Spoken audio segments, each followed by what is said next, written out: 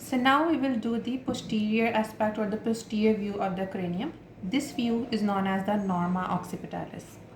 The bones contributed in this view are two parietal bones, squamous part of the occipital bone, and the mastoid part of the temporal bones.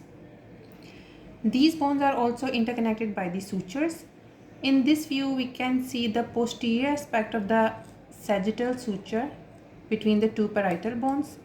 We can also appreciate the lambdoid suture, which is present between the two parietal bones and the squamous part of the occipital bone.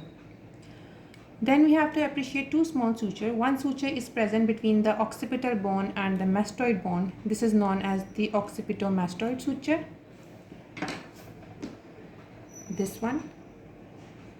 And the other suture which is present between the parietal bone and the mastoid bone, this is the parietomastoid suture. So the four sutures become occipitomastoid, parietomastoid, lambdoid suture, and the posterior aspect of the sagittal suture. Now the important landmarks in this view are this meeting point between the sagittal suture and the lambdoid suture, which is the lambda. Almost 6 cm below the lambda, there is a prominence on the squamous occipital bone, which is the external occipital protuberance. Extending from this protuberance is a crest which goes toward the foramen magnum, and we identify this crest as the external occipital crest. From the external occipital protuberance, two arch-like ridges, they extend to the base of the mastoid process, and we identify them as the superior knuckle lines.